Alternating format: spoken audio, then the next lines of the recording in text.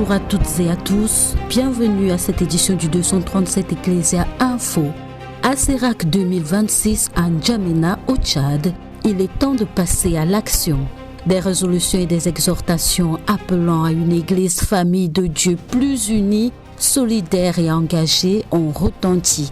Les évêques du Tchad, Cameroun, Gabon, RDC, Guinée équatoriale, Congo, Centrafrique insistent sur une évangélisation en profondeur, la promotion de la justice sociale, la paix et la réconciliation, ainsi que la formation et l'accompagnement intégral des catéchistes. Les gouvernants et la communauté internationale sont également interpellés à œuvrer pour le bien commun, la stabilité et une paix durable en Afrique centrale. Les évêques de la région Afrique centrale annoncent par ailleurs la mise sur pied d'un plan d'action pastorale coordonné qui leur permettra de contribuer collégialement à la recherche de solutions aux écueils et défis qui s'opposent en Afrique centrale. 30e édition de la Journée mondiale de prière pour la vie consacrée, l'événement a connu une effervescence sans précédent au Cameroun. Les consacrés ont reçu avec joie la lettre du dicaster. Les évêques de Ngaoundéré, Obala et Bafia ont tenu à être présents dans leurs diocèses respectifs. La dimension prophétique de la vie consacrée comme présence qui demeure a été fortement soulignée. Dans l'archidiocèse de Douala et le diocèse de Bafon, les consacrés se sont réjouis du don reçu.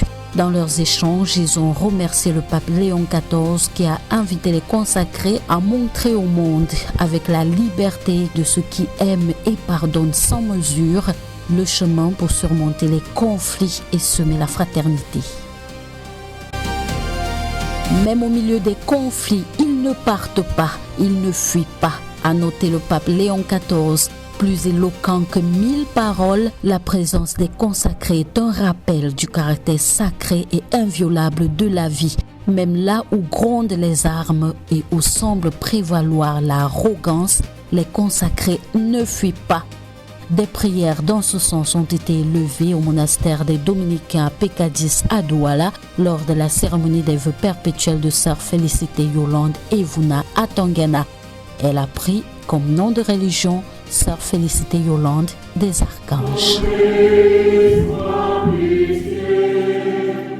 Dans l'archidiocèse de Douala, la paroisse Épiphanie APK 21 a abrité le congrès national des aumôniers et des responsables des conseils de la Légion de Marie.